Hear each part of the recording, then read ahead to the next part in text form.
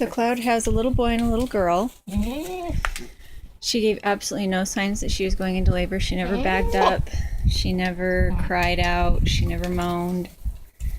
So she had a really good fast labor, which is how it usually is. That's the normal way for it to happen. It's just that they come out and you find babies. So that's the little girl nursing right there. The little boy is about twice the size, and he's laying down right now. Cloud's doing just fine. Her orifices are nice and open. And Mr. Dirt has asked that we keep her if she turns out to be a good goat. My preference is to only have 2. Just because it keeps the feed costs down. What do you want? Do you see the baby?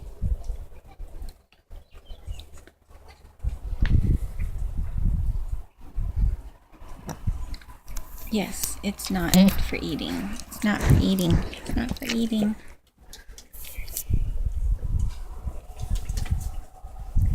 The sheep have been out here and they tipped over the garbage, knocked rakes down, everything else. So the girls and I need to come out and have a cleanup party for all the twine and the other garbage that got littered out. So they're getting big. They probably have 3 or 4 weeks left, and then I think we can butcher them.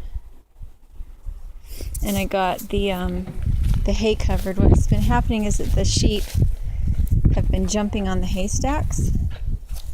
So when I have a cut bale, they jump on it, and then it gets flattened, and then it gets wasted. So I love cow panels. I always cut them in half because they're just too big for me to move when they're in one piece. So I cut them in half so that I can move them. If I did this and I didn't put the tarp on, they would just reach their little heads through and keep eating. So I put tarps on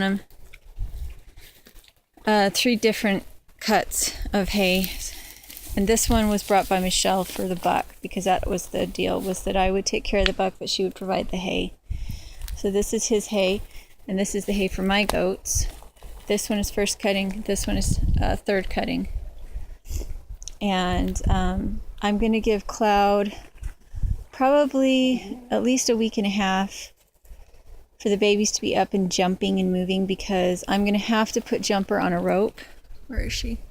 I'm going to have to put Jumper on a rope, otherwise she'll try to kill the baby goats. And probably the little sheep will try to kill the baby goats. So they're going to have to be fast movers. And I will put Jumper on a rope at that point, because she would be the more aggressive of all of them. And I got up a new gate. This one, the sheep will not be able to topple. It is cow panel, and then I lined it with woven wire. So the goats, or the chickens won't be able to get through. And the sheep won't be able to topple it, because that nice pet gate that I was using, they were destroying it. And this way we can get the tractor through if we need to. Yes, I can, Mama.